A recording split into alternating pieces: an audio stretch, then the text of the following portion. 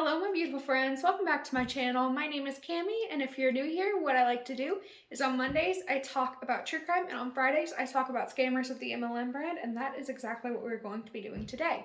I'm sorry if y'all can hear that bouncing noise. There's a kid outside playing with a basketball. I can't do anything about it. It's one of the things about living in an apartment complex.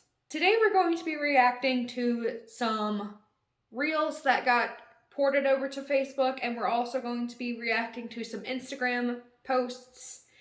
And oh boy, the Instagram post that I have saved, I've seen a lot of people react to this specific account, but every single post that I have saved are from public figures, so I'm not going to be blurring any faces out, and oh boy, the posts that I have saved are doozies. So without further ado, I'm just going to jump right into the video. So this first one is from a girl in Modere. She's in the top 1%, and it's, like I said, it's a reel, and she has imported it onto Facebook, and it says, leaving an 8-year abusive relationship to start over as a single mom. Homeless, living off welfare, scared to put my kids in daycare, having to sell my personal belongings to afford diapers. After tons of research, found a safe way to provide for my babies. Helping women who truly need it, bought a 2020 camper, making $10,000 a month, buying a new 2021 Palisade, debt-free, top 1% of a global company. Here to mentor you and help you take back your freedom. So that's a lot of income claims that I'm reading there. I don't know if,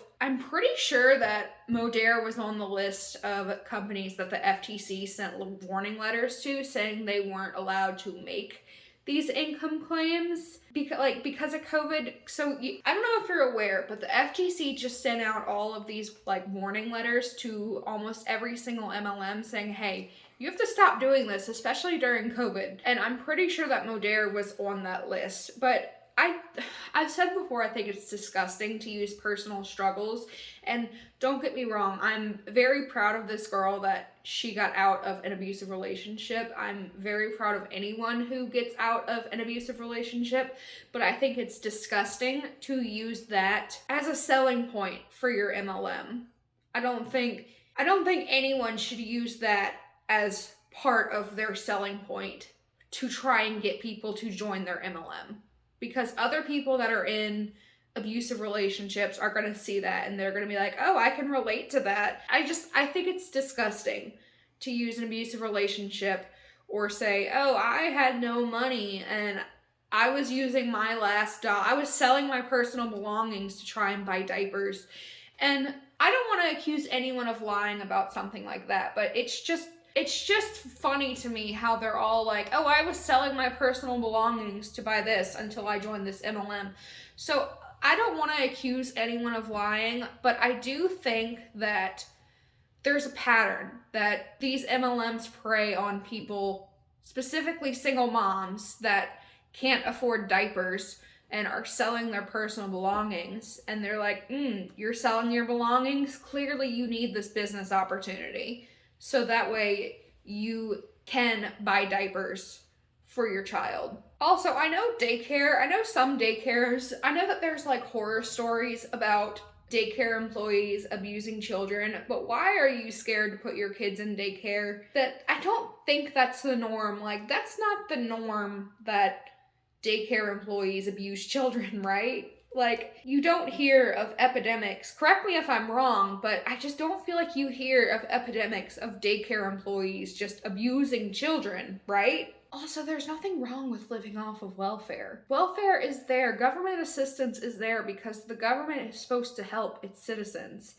There's nothing wrong with living off of welfare, living off of government assistance. That's not something to be ashamed of. Also, not to shame anyone for the type of car that they drive, but most MLMs pride themselves on, oh, I'm driving this luxury car. A Palisade is not a luxury car. I just want to point that out. It's a Hyundai, which there's nothing wrong with owning a Hyundai. I want to make that clear.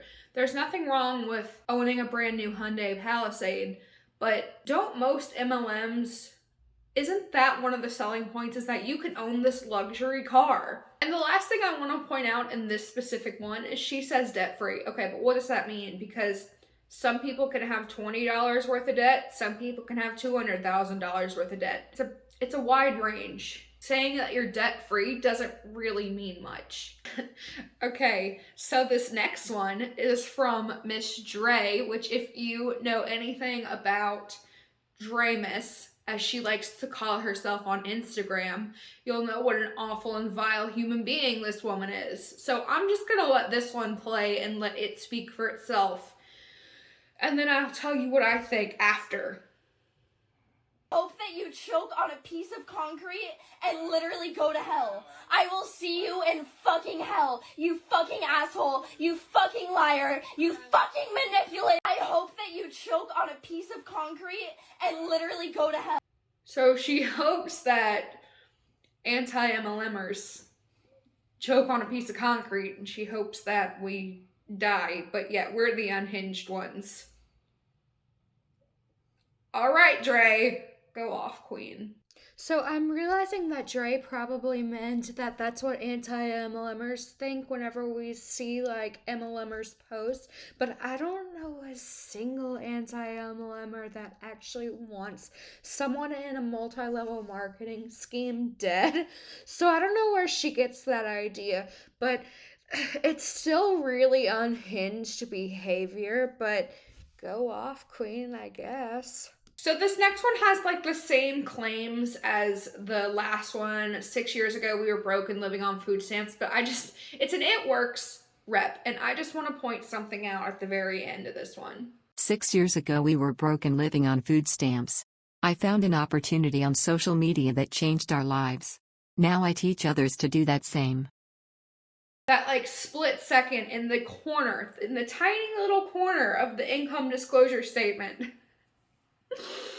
It's like they think that they can like get away with making income claims if they put it up like, oh, split second, there, I'm absolved from any kind of responsibility. See, I put it, it was small, but that's where I put it, it's there. Now we're gonna talk about this Instagram account. I've got 3 specific posts that I want to highlight, and they're from this No Shame sales game. This Instagram account is a mess, and it's probably one of the worst pro multi-level marketing Instagram accounts that I have ever seen. So this first post says they think it's a gotcha moment, but really it's just saying what we've all been saying in the anti-MLM community for like ever since the dawn of time. I'm not going to read the caption because the caption is irrelevant. It says, being a CEO will make you the most money in a corporate job. Building a team will make you the most money in network marketing. But just because you're not making the most doesn't mean you're not making any. First of all, if you're not at the top of the pyramid, you're not making any money. And second of all, building a team will make you the most money in network marketing. So they think it's a gotcha moment, but you just admitted that it's not about how much you sell, it's about building that team, that you can't make any money unless you build a team. So a pyramid scheme. But I thought y'all all said that you can make money without building a team, but now you're saying that you can't make money without building a team? Which one is it? So the next one from this No Shame sales game says, if network marketing was a male-dominated industry, people wouldn't be nearly as critical of it. Except that we are, because cryptocurrency MLMs are mostly male-dominated, and we're very critical of that one. In fact, I think the cryptocurrency MLMs are some of the worst ones. So you can't say that we wouldn't be critical of it when we're extremely critical of it. We're critical of the business model. We're critical of the fact that you don't make any money unless you're at the top of the team, unless you're at the top of the pyramid. And this is the last post that I have. Like I said, this one's a little bit shorter today. It says, you think social selling is weird, but you're posting about holiday cups like Starbucks is paying you. And I want to point this out because Jacqueline Ortega, which if you know anything about Jacqueline Ortega, she's like she's one of the top earners in Monat. She posted a few days ago of herself at Starbucks with a Starbucks holiday cup, and I just thought it was funny because Starbucks isn't paying her either, but yet she's still on Instagram with her Starbucks cup. So anyway, y'all, that is what I have for y'all today. It's a little bit of a shorter video, but I wanted to get something out for y'all, and I just wanted to have a good laugh with y'all at the ridiculousness of some of these posts. And before y'all go, don't forget to like, comment, and subscribe, and don't forget to hit the bell button so that way you'll be notified every single time that I post. And I will see you all in my next one. Bye!